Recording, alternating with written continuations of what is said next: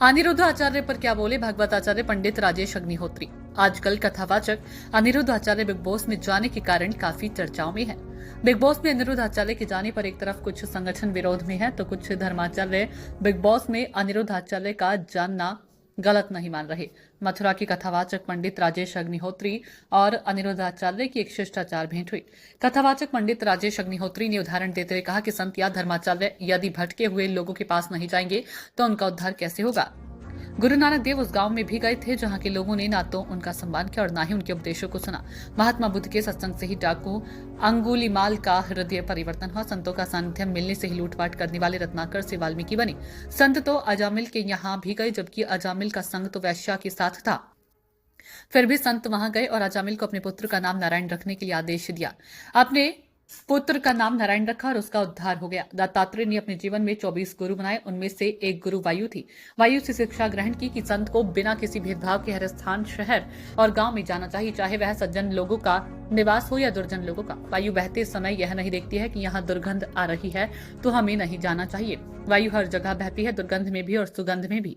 सच सुधरही सत्संगीति पाई। यदि सेठों को सत्संग नहीं मिलेगा तो उनको सुधरने का अवसर कैसे प्राप्त होगा। सभी की सोच अपनी अपनी होती है।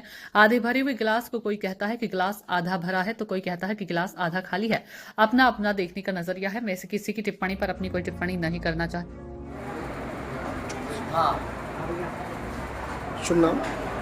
मेरा नाम पंडित राजेश अग्निहोत्री भागवताचार्य दीन ही दीनानाथ संस्था का संस्थापक एवं अध्यक्ष धर्म रक्षा संघ का प्रदेश। अभी जो आप यहाँ आए जी, महाराज जी के आश्रम में आए, मैं किस उद्देश्य आए? आपके चैनल के माध्यम से मैं आज आने का मुख्य कारण ये रहा कि कल की कुछ वीडियो हमारे मोबाइल पे आई हैं और उसमें जो यहाँ कुछ संगठनों के द्वारा महाराज जी का बिग बॉस में जाना जो विरोध किया गया है।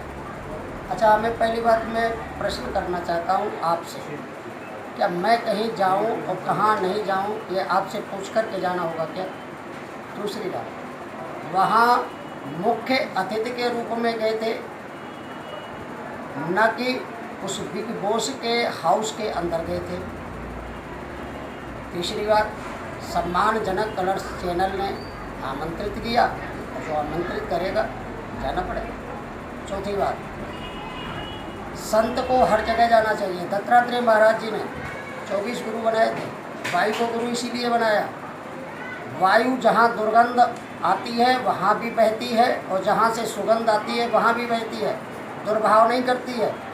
अब हम दुर्जन, गुरु नानक देव नहीं गए थे क्या? गुरु नानक देव भी गए थे।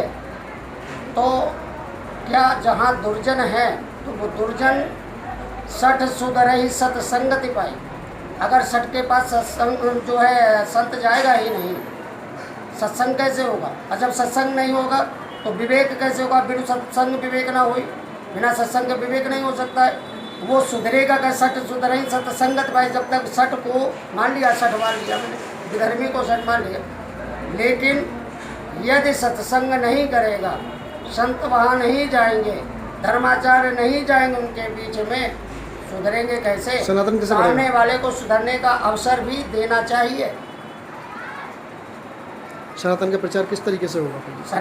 सनातन का धर्म प्रचार प्रसार तो तभी होगा जब हम आपसी वैमनस्यता को बुलाते हुए समान रूप से, अब दुर्जन है उनकी जो है तरह से उनको डील किया जाता है, जो सज्जन है उनकी तरह से किया जाता है, लेकिन जब तक उनके बीच में जाएंगे ही नहीं तो सनातन धर्म बढ़ेगा कैसे? हमारी बात उनको जब तक अपनी समझाने का प्रयास नहीं करेंगे, संभव कैसे होगा? जय श्री राधे, जय श्री कृष्ण। बस यही है कि सब भगवान से जुड़े रहें। और यदि ब्रजवासियों को मेरे से परेशानी है तो मैं मन में सोच चुका हूँ कि अब वृंदावन शायद बिहारी जी ने बुलाया, जो सेवा ली, अब वृंदावन में आगे जो हर इच्छा है, यदि ब्रजवासी कह रहे हैं कि आप भागो यहाँ से तो ठीक है, हम हाथ जोड़ के भाग जाएंगे। और सब ब्रजवासियों की चरण रज उनके टुकड़ों पे पले हैं। यदि आप ब्रजवासी भगाना चाहते हैं तो मैं जाने को तैयार हूँ, हमें कोई आपत्ति नहीं है। राधे राधे राधे। आप कहाँ की रहने वाली हैं माता हम जी? अलीगढ़ की रहने वाले। अलीगढ़ की रहने वाली हैं। अच्छा अच्छा, कैसी सेवा यहाँ पे होती है? अच्छा होता है, बहुत अच्छी सेवा होती है। बहुत अच्छी सेवा। महाराज जी अपने माता पिता की तरह सेवा करते हैं ना महाराज जी?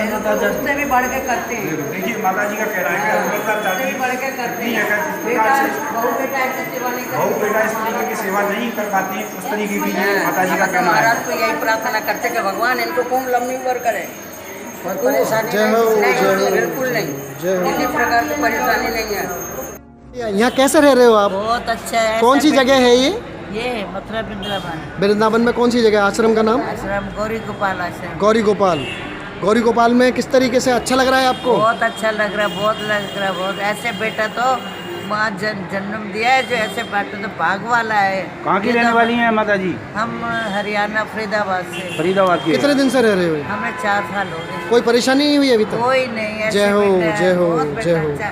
हर चीज़ देता है, किसी चीज़ की कमी नहीं। दूध, फल, फ्रूट, माँ के आंसू पहुँचता है, जो रोते आते हंसते जाते हैं।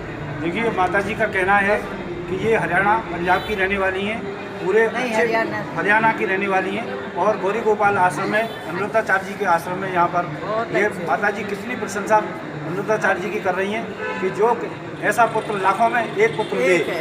एक पुत्र दे, लाखों इस में क्या, प्रकार करोड़ों में।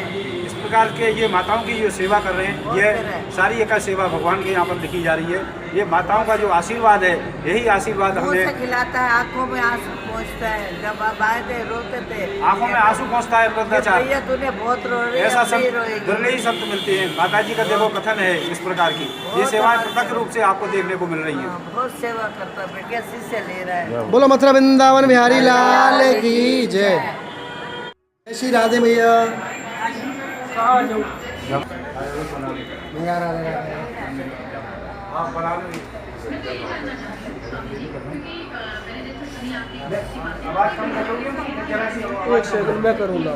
आवाज आज हम परम पूज्य, उसको मत करो। आज हम वृंदावन में श्री राधा रानी के चरणों में अमृताचार्य जी के आश्रम में यहाँ पर मौजूद हैं। आज हमारी जो पीड़ित मानवता की सेवा के लिए अमृताचार्य जी ने जो संकल्प लिया है, हमारे पास में ये जो माता जी हम मौजूद हैं, इनकी सेवा किस प्रकार से अमृताचार्य जी कर रहे हैं, हमारा दिल बहुत उद्ग्रत है।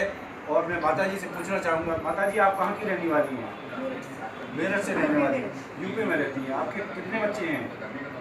2 बच्चे हैं। वो धनधान रहने वाले, आप यहाँ पे किस प्रकार के से आए हैं? अच्छा,